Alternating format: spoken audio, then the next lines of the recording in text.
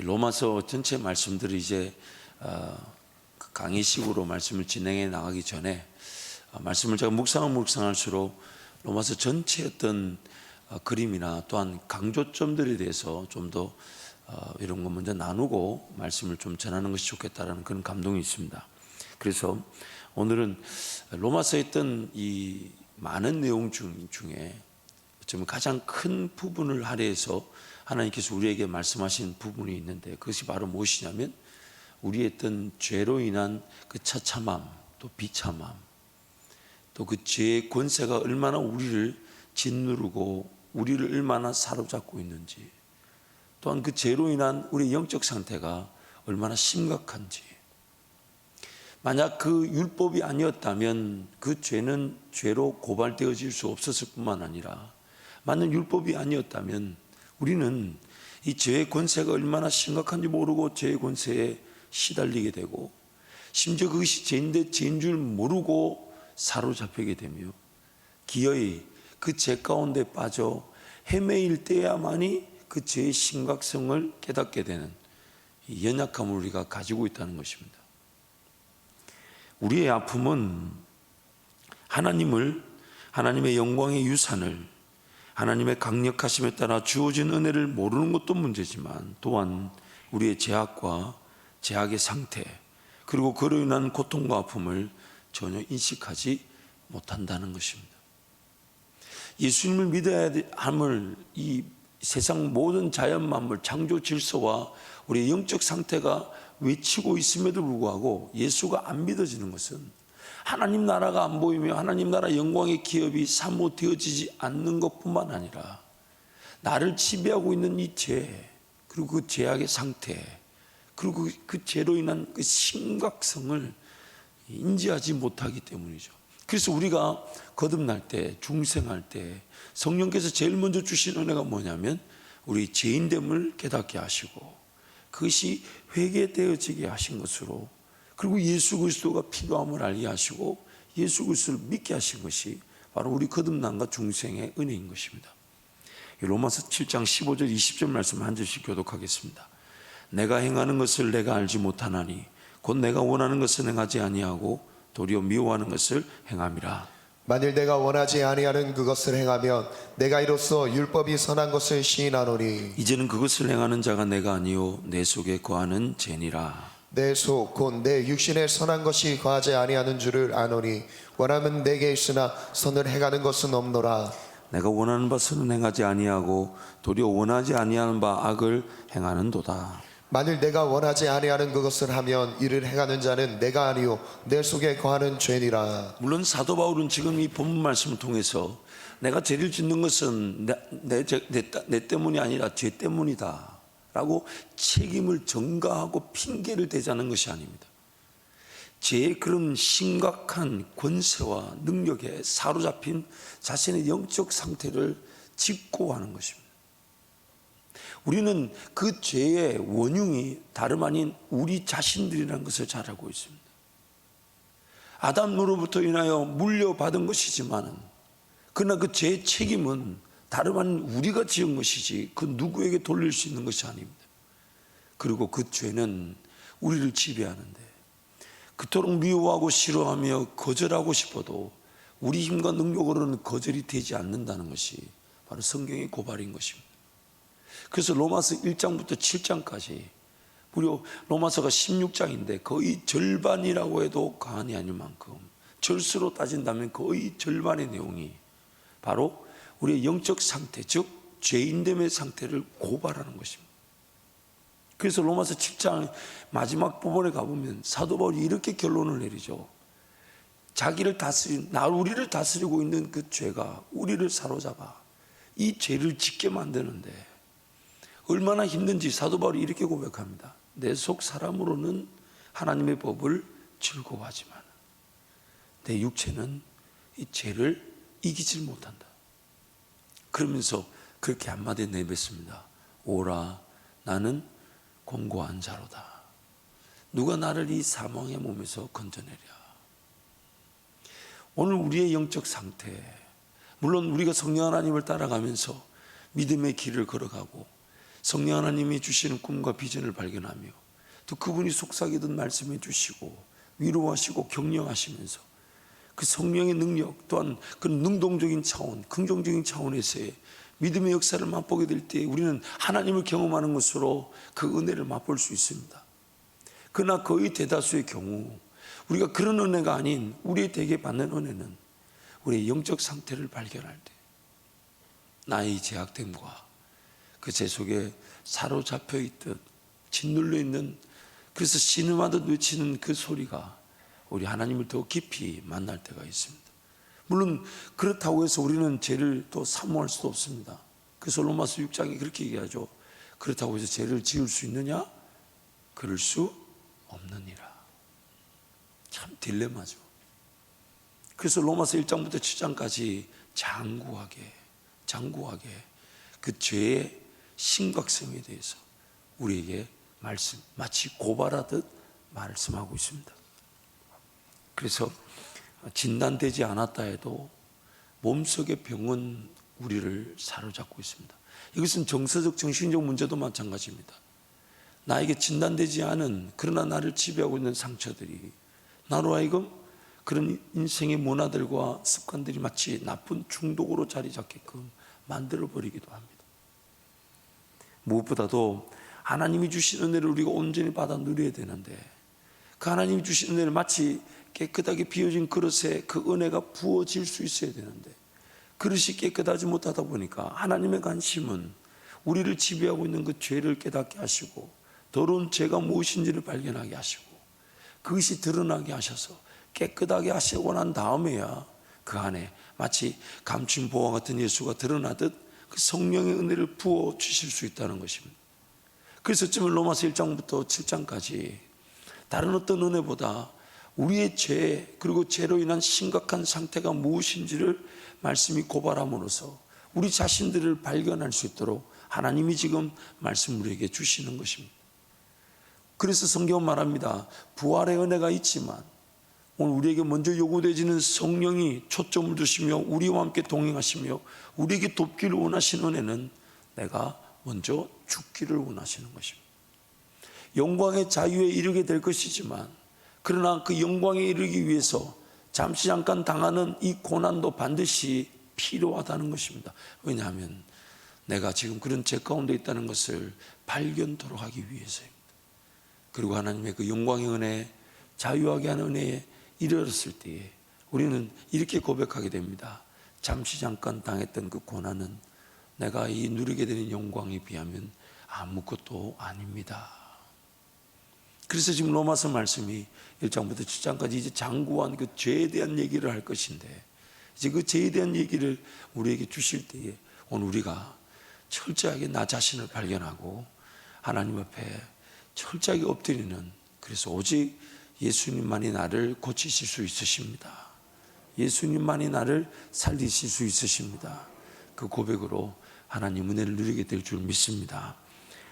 그래서 로마서 8장에서 이 성령의 역사를 통해 회복과 치유의 은혜를 소개하기 전 1장에서 7장까지 장구하게 소개하는 내용이 바로 우리 영적 문제 상태를 고발하는 것입니다. 그래서 제가 우리 영적 상태는 자유하지 못하게 하는 포로된 상태다, 이렇게 제가 좀 명명하고 싶습니다. 잔 스토트 목사님의 로마서 서론 내용에 그런 어떤 간단하게 소개된 내용들을 제가 그에 합당한 성경 말씀들을 연결해서 우리 영적 포로된 상태를 좀 살펴보고자 합니다. 첫 번째는 모든 경건하지 않은 자들에게 임하는 하나님의 거룩한 진노로부터의 자유입니다. 우리 영적 상태, 그래서 그에 합당한 하나님이 자유하게 하신 은혜가 뭐냐면 모든 경건하지 않은 자들에게 임하는 하나님의 거룩한 진노, 그 하나님 그 진노에서부터 우리를 자유하게 하실 것입니다. 로마서 1장 18절 말씀 함께 선포하겠습니다. 하나님의 진노가 불의로 진리를 막는 사람들의 모든 경건하지 않음과 불의에 대하여 하늘로부터 나타나나니. 두 번째, 우리를 짓누르고 있는 죄와 그로 인한 자유는 우리 자아의 어둡고 좁은 지하 감옥이라고 부르던 것으로부터의 자유입니다. 존 스토트 목사님도 다른 분의 글을 인용한 것인데요, 로마서 7장 22절 24절 말씀 함께 선포합니다. 내 속사람으로는 하나님의 법을 즐거워하되 내 지체 속에서 한 다른 법이 내 마음의 법과 싸워 내 지체 속에 있는 죄의 법으로 나를 사로잡는 것을 보는도다. 오라, 나는 곤고한 사람이로다. 이 사막의 몸에서 누가 나를 건져내랴.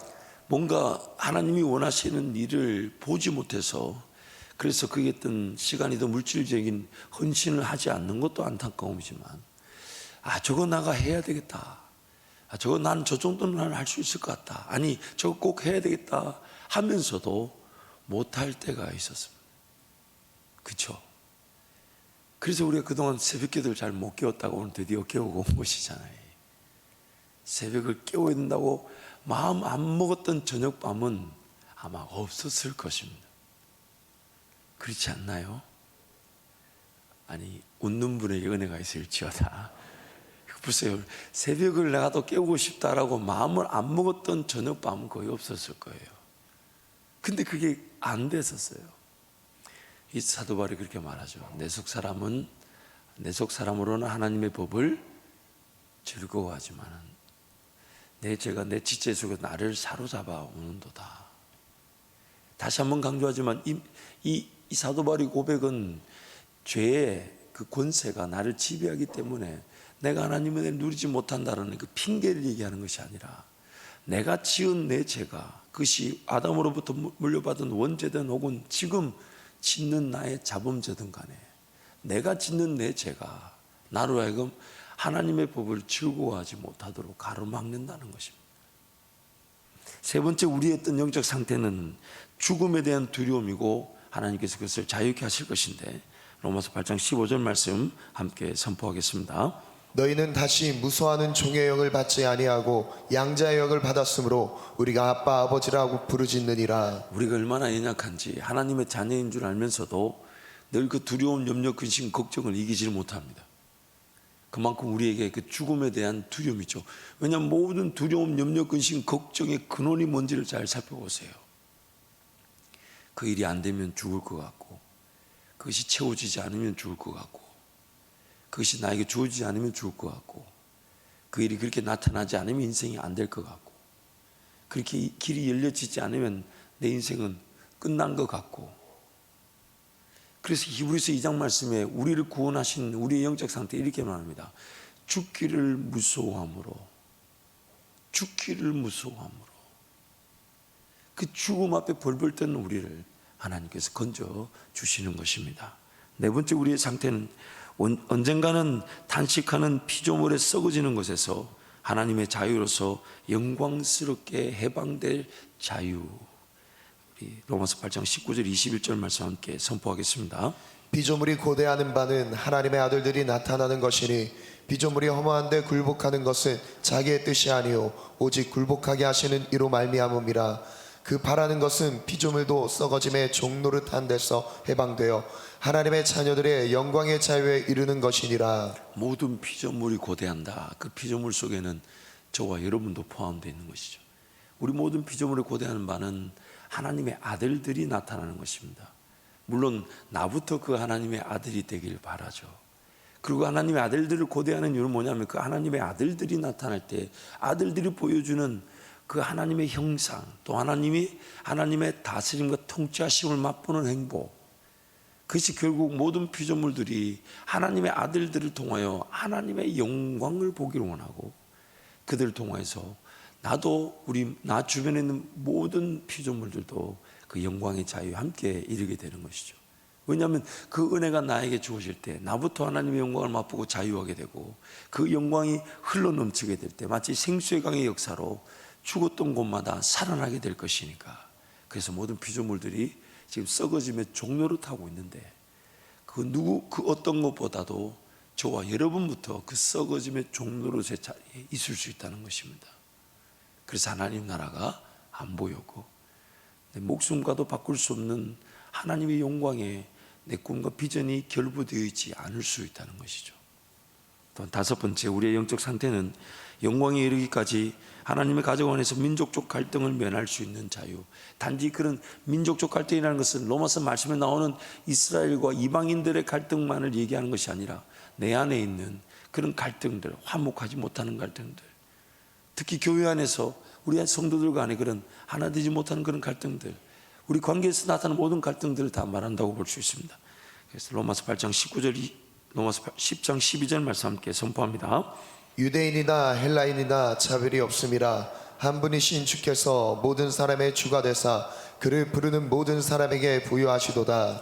여섯 번째 이제 잔수도도 목사님이 이제 제안하시는 우리 상태에 따른 자유는 하나님과 다른 사람들을 사랑으로 섬기는 일에 전념할 자유. 참 전념한다는 말이, 그래서 이 로마서 말씀에 그런 표현들이 많아요. 내 인생은 내 것이 아니다. 우리가 살아도 주를 위하여 살고 죽어도 주를 위하여 죽는다. 이 전적인 헌신의 표현들에 대한 말씀이 많이 나오죠. 로마서 14장 18절 19절 함께 선포합니다. 이로써 그리스도를 섬기는 자는 하나님을 기쁘시게 하며 사람에게도 칭찬을 받느니라. 그러므로 우리가 화평한 일과 서로 덕을 세우는 일에 힘쓰나니. 오늘 이렇게 우리 영적 상태를 이제 로마서 1장 7장까지 혹은 로마 전체가 율법이라는 것을 통해 우리에게 주시고자 하는 하나님의 은혜를 이제 전하게 되고 또 우리가 누리게 될 것인데, 그래서 히브리서 4장 말씀에 가보면 하나님 말씀의 그 역할에 대해서, 기능에 대해서 분명하게 말합니다. 뭐라고 얘기하냐면 하나님 말씀은 좌우의 날선 검보다도 예리하여 뭐 어떻게 한다고요? 혼과 영과 및 관절과 골수를 어떻게 합니까? 찔러 쪼갠다는.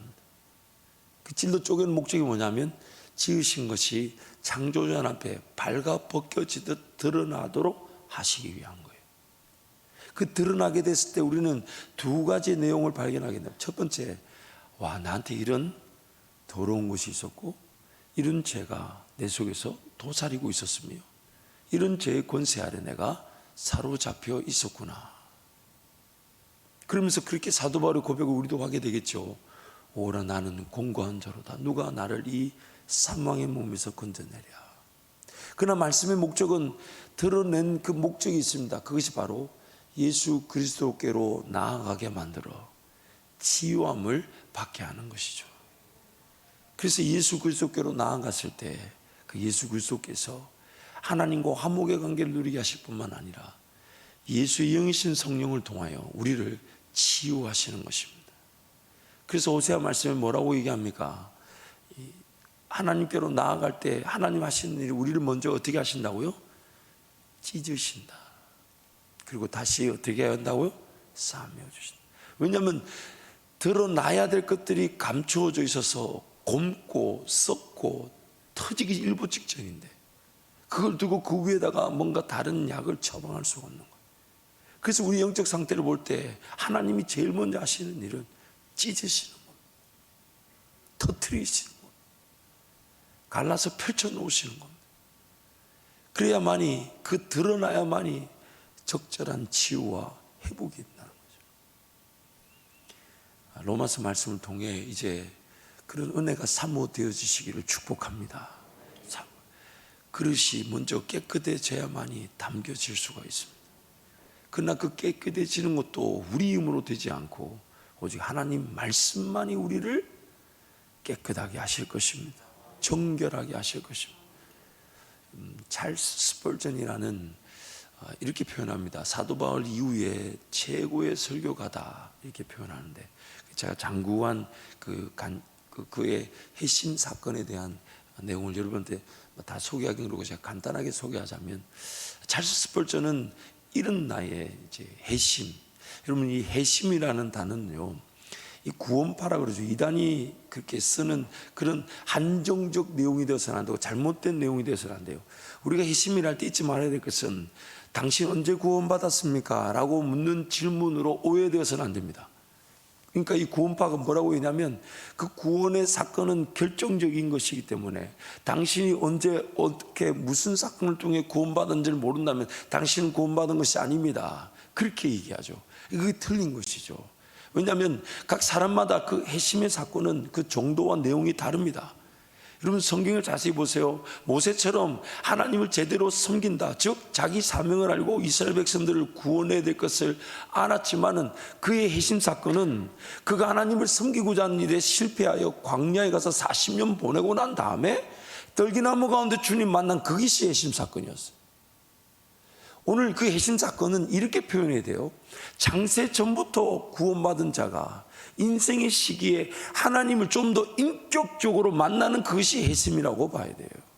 왜냐하면 이 찰스 스펄전도 20세 가까운 나이에 해심 사건, 즉 하나님을 인격적으로 경험하게 되는데, 그러나 그 인격적으로 경험하게 된 사건의 전반적인 내용을 살펴보면 자기가 하나님 말씀을 주야로 묵상하면서 이 말씀에 나오는 이 복, 하나님의 영광의 복, 은혜의 복을 사모하고 사모하지만 그 사모함으로 그것이 누려지지 않는 것이 너무너무 힘들었다는 거예요. 그래서 그 찰스 스펄전이 교회 가서 말씀을 듣지만 그 귀에 그 말씀이 들려오지가 않더라는 거예요. 어릴 적부터 신앙생활 했다는 거예요. 예수 이름이 뭔지 알고 하나님의 영광을 찬양해야 되는지 뭔 줄 알고 예배자로 살았지만 성경을 읽으면 읽을수록 그 성경에 나오는 그 영적 진리, 하나님의 그 은혜의 복, 영광의 복들을 자기는 누리지 못하는 것 같아서, 엄청난 죄인인 것 같아서, 도대체 이 죄인된 상태에서 이 영광을 누리지 못하고 복을 누리지 못하는 이것을 어떻게 하면 좋냐고 몸부림치면서 어느 날 교회 갔는데 목사님은 율법에 대해서만 얘기하는 것 같고, 그 목사님이 전하는 말씀이나 그 목사님이 틀린 게 아니라 그 영혼의 몸부림에 그 말씀이 들려지지 않았던 거예요. 그러던 어느 날 한 14~15명 정도 모이는 작은 이 찰스 스펄전의 표현에 따르면 감리교회를 갔다, 어느 한 길가 모퉁이 작은 교회를 갔는데, 거기 갔더니 그날따라 눈이 많이 와가지고 담임 목사님이 눈 때문에 못 오신 것 같더래요. 자기도 처음 갔는데 가보니까 어떤 비쩍 마른, 찰스 스펄전의 표현에 따르면 구두쟁이인 것 같더라. 심지어 오늘 그날 담임 목사 안 와가지고 설교는 누가 해야 되니까 아마 한 사람이 자원해서 나갔는 것 같은데, 근데 그 사람이 말씀을 전하는데 영어 발음도 제대로 좋지 않았던 것 같다. 그러면서 이사야 45장 22절 말씀에 땅의 모든 끝에 있는 자들이 하나님을 바라보게 될 때 구원을 얻는 그 말씀을 한 구절 읽어놓고, 그 오늘한 그 목사도 아닌 한 성도 한 사람이 말씀을 전하기를, 하나님을 예수 그리스도를 바라보는 것에는 학벌이 필요하지 않고 지식이 필요하지 않고 뭔가 누군가에게 배워서 되는 일이 아닙니다. 그저 바라보기만 하면 됩니다. 바라보기만. 그때 이제 찰스 스펄전 마음이 떨리기 시작했다는 거예요. 정식 설교자도 아니고 목회자도 아니고, 한 사람 성도가 눈밭에 목회자가 못 온 것 같은 상황에서 일어나서, 그러면서 그 강단에서 그 말씀을 전하는 그 성도가 찰스 스펄전을 보면서 이렇게 한마디 했답니다. 청년이여, 당신은 매우 비참하게 보입니다. 그렇게 지목해서 얘기했대. 자기는 그 지목하게 말하는 그 부끄러움보다 자기 스스로가 비참하다는 것을 그게 드러났다는 그게 더 참혹하더랍니다. 그러면서 한마디 하더랍니다. 예수님을 바라보십시오. 예수님을 바라보십시오. 예수님을 바라보십시오. 그분이 당신의 비참한 현실에서 당신을 구원해 줄 것입니다. 그런데 신기하게도 그 말 한마디에 이 찰스 스펄전이 회심을 경험하고 평생의 삶을 사도 바울 이후에 최고의 설교자라는 그런 극찬을 들으며 하나님과 동행했다는 것입니다. 제가 첫째 날에도 세 분의 그런 로마서를 통해 변화된 그런 어거스틴, 루터, 또 그 존 웨슬리 얘기를 해드렸죠. 근데 그 세 사람의 공통점도 마찬가지입니다. 어거스틴 역시도 그 어머니의 기도를 통해 신앙이 뭔지는 듣고 알고 있었지만 인생을 방황하는 중에 정말 내 인생을 이대로 내버려 두어서 될까, 그렇게 적지 않은 몸부림을 치는 중에 자기가 읽고 있던 그 성경책, 그 사도 바울의 서신서를 다시 읽는 순간 그 로마서 13장 13절 14절 말씀이 자기에게 서광처럼 비춰왔다는 거죠. 마틴 루터는 이미 예수 그리스도를 믿고 따른다는 교회의 그런 신부였고 또한 수도원의 수도사였습니다. 그런데 그가 말씀을 통해, 그런 로마서 말씀을 통해 주님을 다시 만나게 되었고, 존 웨슬리는 이미 복음을 전하기 위해 미국의 그런 청교도 신앙 운동 부흥의 주역이었습니다. 그러나 그런 엄청난 회의와 또한 실패감을 맛보고 있을 때에 하나님께서 로마서 말씀 마틴 루터 주석을 읽으면서 마음이 뜨거워지는 은혜를 통해 회심하게 하셨죠. 오늘 우리에게 주신 은혜는 아마 저는 두 가지로 표현할 수 있을 거예요. 첫 번째는 하나님 말씀 통해 얼마나 내가 나의 죄인됨을 깨닫는가. 그리고 두 번째, 우리에게 궁극적인 은혜는 그때 예수를 바라보게 될 때에, 그 모든 신앙의 선배들이 누렸던 그 회심의 은혜를 저와 여러분도 누리게 될 줄 믿습니다. 이 시간 통성으로 함께 기도하겠습니다.